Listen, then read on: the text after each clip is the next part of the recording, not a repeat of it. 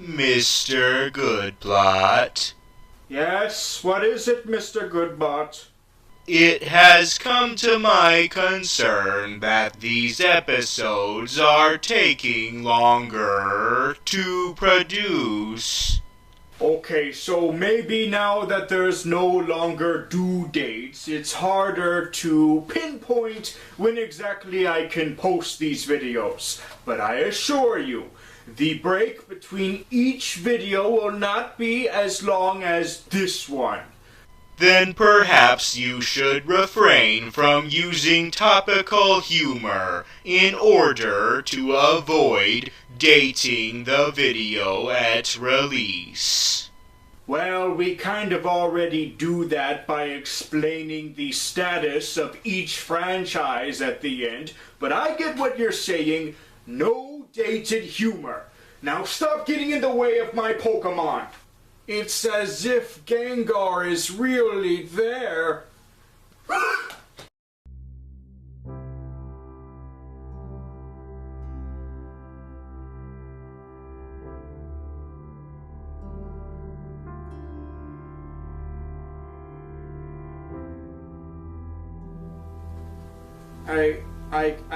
I just can't believe after how far we've gotten. You're just calling it quits now? I mean, you didn't even give me a chance to overthrow. I mean, prove to you how good of a protege I could be.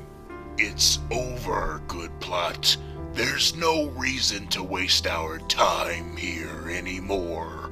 I have received startling information that Geekvolution shall suffer the wrath of someone else. Who is this they speak of? Well, according to the comment section, it's anyone on the channel who's not Captain Logan. My sources did not specify, but there's no stopping it once it's been foreseen. The fall of Geekvolution is someone else's destiny to fulfill, not ours. So what's the point of staying? The thing that got me here in the first place? Reviewing. We were just about to hit the halfway point of this mini-series. You've forgotten what it means to be a supervillain. You've been distracted by them and their conversations about things that are not even real. Hey guys, did you hear that? We need to stay in reality. Understood. Yes! Well, unlike you, I haven't lost my way. I found a new opportunity. I suggest you do the same. Or you could just keep wallowing in this filth you call a geeky YouTube channel. I think I'm getting too used to being appreciated. Thanks, but no thanks. Goodbye, Goodplot. I've dreamt for so long to finally be free of him. And now that I am, I don't feel any different. Perhaps a new analysis will take your mind off of the matter. You're right. I need to lighten things up. The villains of the Gods Not Dead franchise include... Wait, what are you doing? Ahaha, how does it feel to be on the other side of a mislead? I got you. Alright, now let's talk about a Green Scotsman. The Shrek series started out as a fresh satire on prominent animation of the time, but slowly morphed into what's generally considered to be the norm of mediocre animation now. Back in the late 90s, the Disney Renaissance was just wrapping up, and it wouldn't be a decade until we got another one of those. So one of the competing companies decided enough with these attempts to emulate Disney. You can still acknowledge Disney, but why not do it by poking fun at Disney? So after DreamWorks Studios did some experimenting first, they took a look at an obscure children's book and saw the potential for a lampoon on the subgenre that Disney capitalized on for decades: princess fairy tales. Spoiler warning! Side effects may include nausea, loss of breath, headaches, and diarrhea. Do not take spoilers if you are pregnant or may become pregnant. Ask your doctor if spoilers are right for you. The book already had the spirit of parodiizing fairy tales, but specifically one, Beauty and the Beast. Instead of a beautiful lady discovering the inner beauty of a monster to transform him into a beautiful human like her, it's completely the other way around. The protagonist is a fairy tale archetype who's traditionally antagonistic, but ogres aren't even dignified to be the main villain. They're usually a mindless force of nature, or a living weapon, like a dragon. So that was the crux of this franchise, taking traditional archetypes and switching them all around. But here's the thing about the book: there's no villain.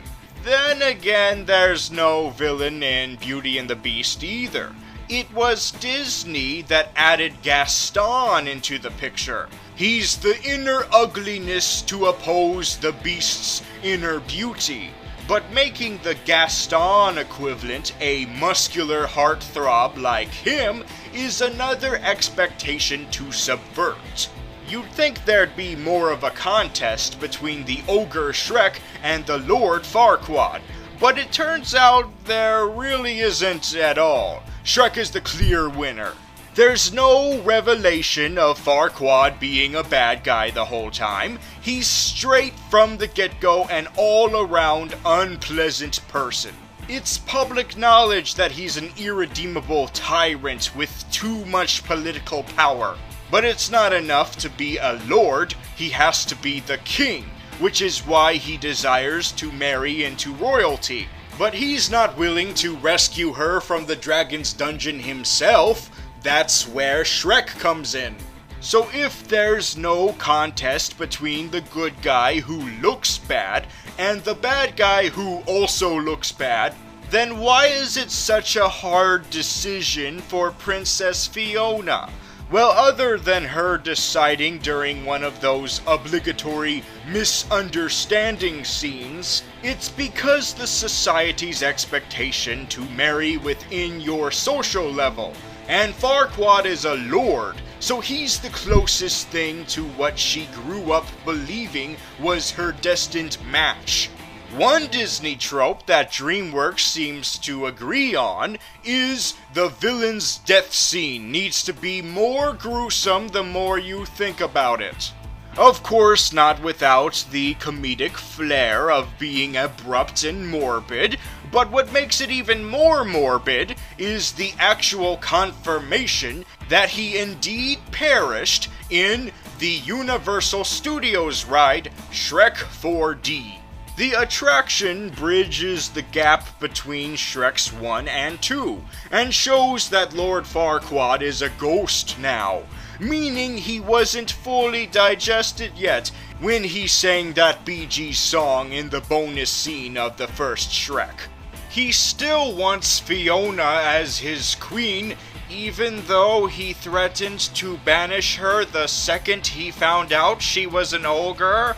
But then again, there's a whole heap of continuity flubs. After all, there's later a Halloween special about the mystery of whether or not Lord Farquaad is a ghost, even though Shrek 4D answered that question before it was ever asked. I still can't decide if the dragon killed Lord Farquaad a second time, or if he was just turned into a bunch of little tinier ghosts that apparently pose no threat now. But we're not done talking about Farquaad just yet. more on him later. Let's move on to Shrek 2, where we more utilize this world in which all of these fairy tales take place. The first film used this more as a backdrop, with the new characters in the forefront, while the classic ones were pushed to the side. But Shrek 2 has the classic characters play into the actual plot, with two of them being reimagined as the villains. Prince Charming is what you'd expect the first villain to be. So was it a step backwards to use him now? Thankfully no, because he's used in a different way both here and in his following appearance.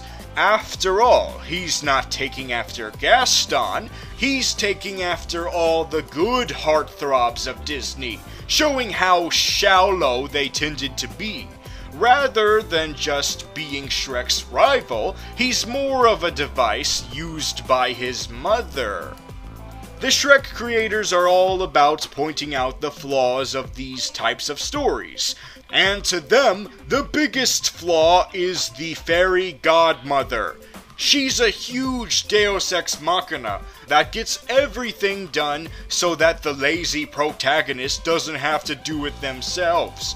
It's like she's a control freak who has a specific agenda for her godchild. She could care less about what the godchild actually wants, it just needs to be her way. In this case, even if it means ending one relationship to force another to happen.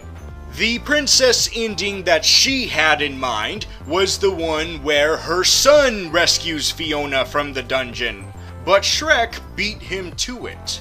And this won't be the last time we go back to the events of the first film with new revelations. This iteration of her is a conniving CEO who has industrialized the wish-granting magic. But it's not just the usual traits of a corrupt business owner, such as underground blackmailing. She surprisingly displays how stressful and overwhelming it is to be the head of a corporation. Whenever things don't go her way, she resorts to comfort food, keeping her in check. She assumes that everything is under her control, because she's the master of fairy tale magic, but she fails to realize that fairy tale magic is centered around true love. And that is something no one should have dictation over, not even fairies. But for the longest time I couldn't exactly figure out how she was vanquished. Perhaps it's because she often switched back and forth into bubble fluid in the vein of the classic fairies. Doing this probably made her physical form unstable, so when she casts Avada Kedavra at Shrek, only to have the spell deflected back at her, she reverts back to her simplest form, bubble fluid. Are we seriously bringing science into Shrek? It happens within the franchise. The Puss in Boots movie brought up the density of air being different atop the beanstalk. That doesn't make it okay. But if you're going to have the traditionally good characters as the bad guys, then what do you do with all the actual fairy tale villains? Well, the setting of the second film is a town called Far, Far Away, which is obviously inspired by Hollywood, but in more ways than you'd think. This is a world where all of the classic fairy tale stories already happened, and so we're finding out where are they now. The characters who lived happily ever after get to live the life of celebrities in this equivalent of Beverly Hills. But the villains of those fairy tales, they represent all the washed-up has-beens of Hollywood, who lost their opportunity years ago, and spend the rest of their days at a tavern. The most recent addition to this club is Prince Charming. So after you come to terms with the fact that we will never get a reason for why he did not inherit his mother's magical abilities, you'll realize it's more about the allegory of a child star who got everything handed to them only because their parents had connections in Hollywood. But now that his mother is gone, all those privileges are gone too, and he's been tossed away into the same slums as all of those villains. All of this makes for the perfect setup for the next installment, Shrek the Third. This time around, he cares more about being king of Far, Far Away, and so he builds an army with those far, far away rejects. How could this possibly lead to disappointment? Well, it might be that they took the Hollywood allegory way too far this time. He squandered this whole army by forcing them to produce a Broadway musical in which he'd execute Shrek live. But it did seem poetic that his apparent death was due to him caring too much about production value. Instead of a cardboard tower, he demanded a real tower. But then he failed to realize that a cardboard tower is less likely to crush you to death if it falls on top of you. But not all of the villainy is disappointing here, since our heroes are dragons and ogres, and our villains are fairies and princes. All bets are off. Any classic character can switch their morality to whatever they want. The Big Bad Wolf is best bros with the piggies, Red Riding Hood is a delinquent pickpocket, and Cinderella's stepsisters are totally cool with their sis. And I think there's also some other artistic license going on here. But this means there's precedent for a betrayal amongst the good fairy tale characters. It turns out there's a mole amongst Fiona's girlfriends, and it's Rapunzel. But I can't help but think that the writers made her the traitor because the other three princesses were heavily influenced by their Disney iterations, while she was more of a blank slate at the time. Would she still be the villain if this movie came out after the Disney version of her? The world may never know. Oh, while we're on the subject, do you think the Shrek movies will ever do the Snow Queen? Let it go! And so the film ends with the remaining villains being convinced that they too can be like Shrek and not go by what society sees them as. But not all of the villains were easily swayed. Now, before I get into this one last unredeemed villain of Shrek, let's take a break from the movies. It's funny how Shrek the Third took a few jabs at Broadway musical theater, considering that was the next direction of the franchise. Finally, my speciality.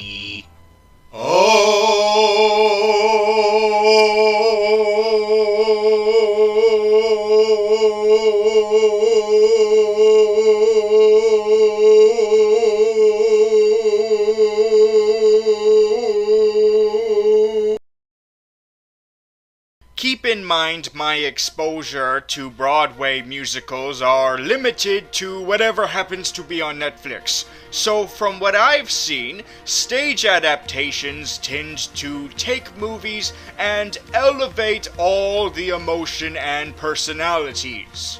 And since this is a Broadway adaptation of an animated film, that means they get to lampoon the other Broadway adaptations of animated films, even if that sounds really specific. Ironically, the live-action depictions of these characters are more cartoonish than they ever were before. What was funny about Lord Farquaad was that he was serious the whole way through, contrasting with the comedy going around him at his expense. but the musical makes him a part of the comedy. He seems to be in on the joke here, especially with those purposely fake noodle legs. Another change is that movies tend to be about 2 hours long or so, while stage plays tend to be about 14 hours or so. This means adding a lot more meat to the story. The side characters get their own subplot now, and backstories are given to Shrek, Fiona, and Farquaad. The movie already showed how oppressive Farquaad was of the fairy tale creatures, forcing them out of his land, but the play offers a motive behind all that. It turns out that Lord Farquaad is the kind of person who hates others for the same reason he hates himself. He is a fairy tale creature. But now that I think of it, it was always weird that the world of Shrek used the term fairy tale, even though that word is supposed to mean something that's made up. But I guess in this universe it's used to describe anything that's unconventional and dares to go against the norm. So Farquaad is the son of Grumpy from the Seven Dwarfs, and he was abandoned by Grumpy. So you expect his impending doom to be a little sadder now, knowing his inner turmoil. But the play stays true with the spirit of throwing us for a loop, when Grumpy explains that he abandoned Farquaad because he was a freeloading man-child. And so this time around the villain death is by dragon breath, instead of being eaten by the dragon, because think about the practicality of a giant puppet. Oh my god. This whole time, Lord Farquaad was a play on words. We've really been saying Lord. So after my brain exploding, let's go back to that one villain who refused to give up his villainy, Rumpelstiltskin, the supernatural dealer of the fairy tale world, as shown in the 4th installment, Shrek Forever After. What's unfortunate is that the real reason he's still a villain is kind of a continuity error. A intentional one. The 3rd movie just had Rumpelstiltskin as a minor throwaway character and nothing more. It seems clear that he was never intended to be a main villain later. So when they suddenly decided to make him the big bad of this film, they didn't want to settle on the bland non-character from the 3rd film. Thus they started from scratch. But I ask, why use him at all then? Up to this point, we've been so subversive with the choices of antagonists. Why break that streak with a villain that's actually supposed to be the villain? Maybe it's because they were really pulling for that It's a Wonderful Life storyline, and figured the quickest way to get there was through Rumpelstiltskin, since Fairy Godmother was long gone. But even though the character itself wasn't subversive, at least his presentation was. You expect him to be one of those sleazy car salesmen, and he is, but not the traditional kind. The modern type of salesman is the fidgety early 20s, fresh out of college, awkward dork type, who somehow climbed his way up to this position. During the 1st movie, Fiona's parents were about to sign away their kingdom to Rumpel, until they found out Shrek rescued her. Now that Rumpel has scammed Shrek into signing away his existence, a new timeline has replaced the old one. Yet somehow Rumpel retains his memory of both timelines, and has enslaved all ogres to spite Shrek even more. Ironically, this has pushed all the renegade ogres to join forces against Rumpel, despite being an individually reclusive race. Now, it's all fine and good to see an ogre army, but it reminds me of what could have been in the third film. We could have had all kinds of fairy tale villains going up against these ogres, but instead, the ogres are fighting a much less diverse army of witches. Though with an extra baddie thrown into the mix. The second biggest thing that separates Rumpel from the previous villains is that he survives the film.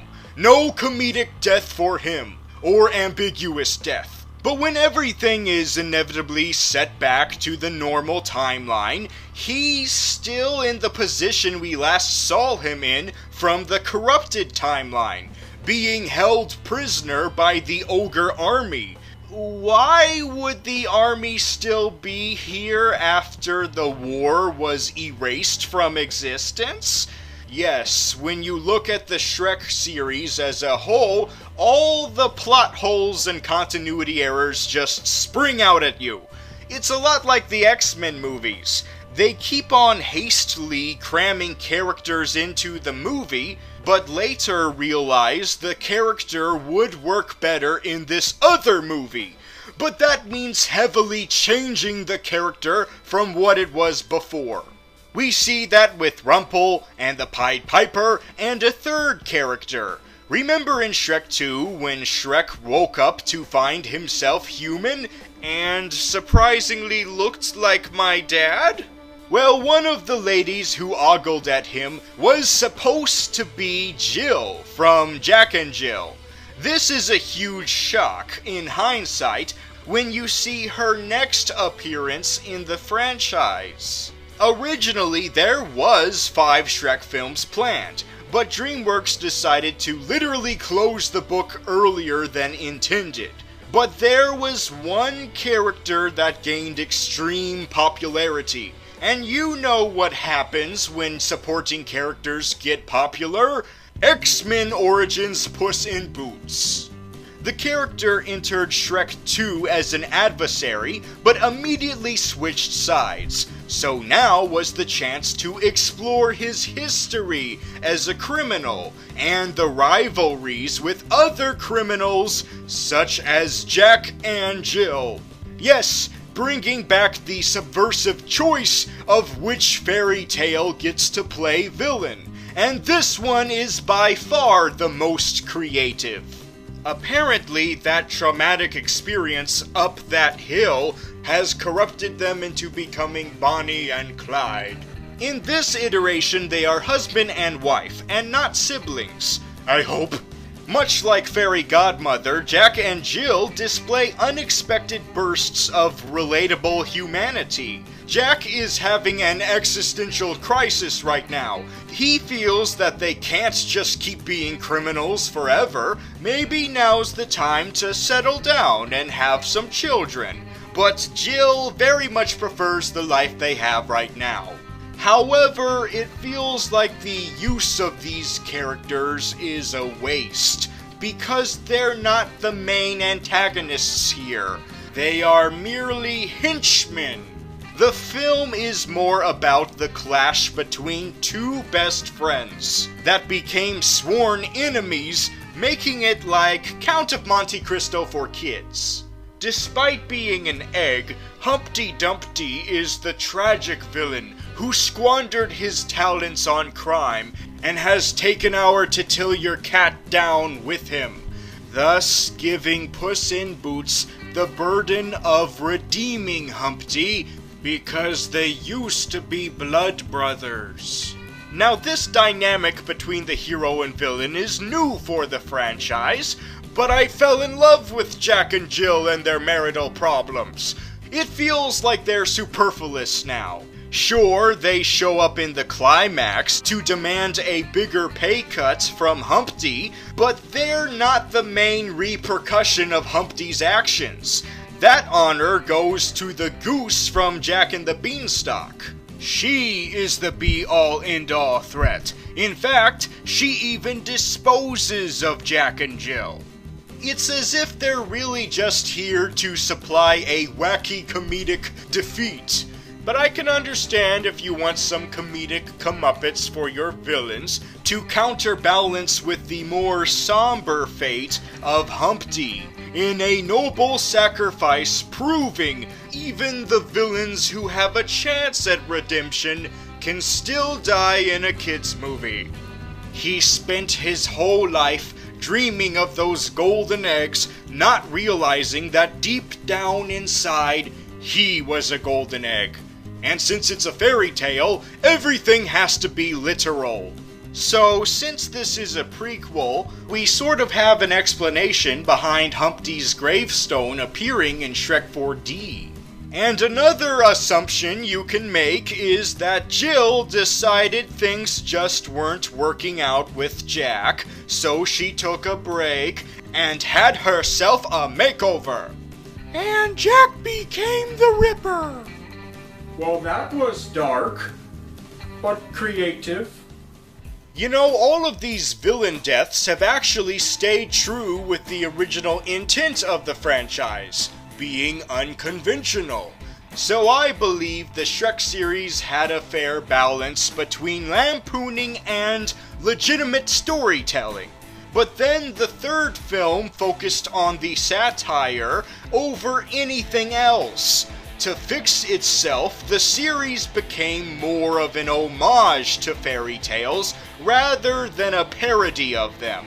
This might be evident by the current method of DreamWorks, to focus on what stories are worth telling instead of what's worth spoofing. But lately, Disney is the one dominating in fairy tale deconstruction. And I think the challenge has been accepted by DreamWorks to respond to this. Yes, during the early stages of this video, DreamWorks had to go and drop this on me. Way to make a liar out of the DVD cover and the box cover. You know, it would be nice to talk about a saga that's actually ended for sure. You know, something that I can actually look at as one complete whole. Maybe next time. My calculations say no. Definitely Shrek's return is not for the sake of redefining animation again, because there's a new sheriff in town. How poetic is it that one of the directors of the Shrek movies went on to reinvigorate the idea of animated spoofs even further by using characters similar to the one he voiced in Shrek. Ta-da! But Shrek still has a chance at redefining fairy tales again by taking advantage of Disney doing it now. But the question is how? How will Shrek do this? I gave you a suggestion, but you let it go. That's it. When Disney adapted the Snow Queen story, it completely was unrecognizable. So Shrek's rebuttal can be to use a more accurate portrayal of the source material. The one that depicted the Snow Queen as an antagonist. Attention DreamWorks Animation, here is my pitch. Make the Snow Queen your villain of Shrek 5. Sure, I criticized the fourth movie for having a traditional fairy tale villain as the villain, but the public is so used to a good Snow Queen that they'll never see the bad Snow Queen coming. We expect no less than $15 million. But until that day hopefully comes, MrGoodPlot, Rumpelstiltskin, Prince Charming, Humpty Dumpty, Fairy Godmother, Jack and Jill, Lord Farquaad. Huh, DreamWorks really knew how to play around with those hero and villain roles. Imagine if they applied that method to superheroes. that already happened, and it came and went. Megamind was a film that used the same formula as Shrek, while at the same time subverting your expectation of how they would subvert your expectation. If you're going to have a comedy where the supervillain becomes heroic, then you'd assume the superhero would become villainous. And that's not exactly what goes down in this movie. Except the new mentality of DreamWorks has kept Megamind from getting a sequel, but not Shrek. Also, it just got lost in the shuffle with other superhero parodies. And it's a shame too, because it felt like DreamWorks Animation was just scratching the surface of what it could do with superheroes. Oh well, I guess they can't win at everything. But maybe just one more chance. Just one more chance at the genre. Maybe. Just maybe.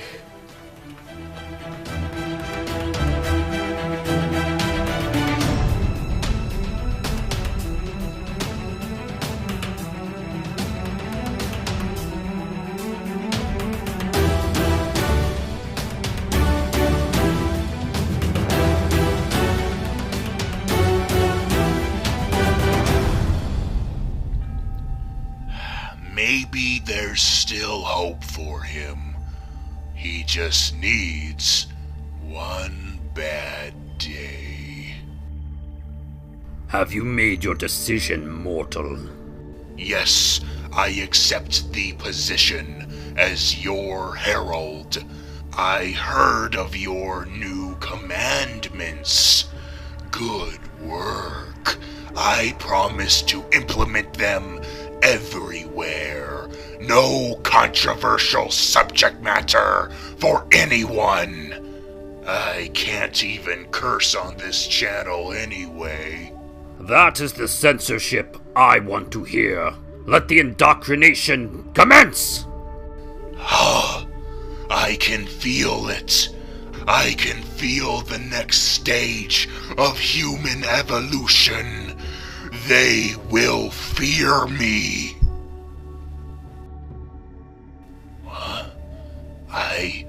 I don't feel any different. Nothing has changed.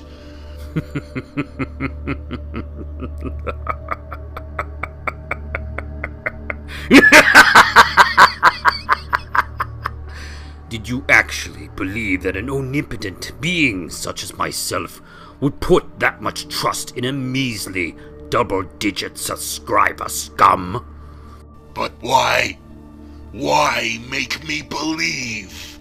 It's boring up here in the heavens, so why not entertain myself with comedy jokes?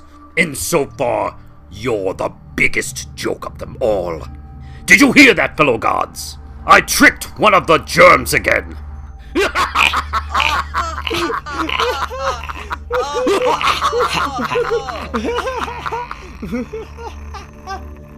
You've outdone yourself this time. I would have gone for his personal information, but hey, that's just me.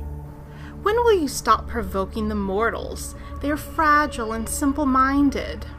It's called tough love. Hey guys, can I be included? You know I hate being left out. Good heavens, Tumblr, why must you always ruin the party? Well, he's a better god than 4chan. Now, Tumblr is still one of us, and he deserves to laugh at the insect just as much as we do. Thanks, guys. Also, can I borrow some money? Laugh now, ask later.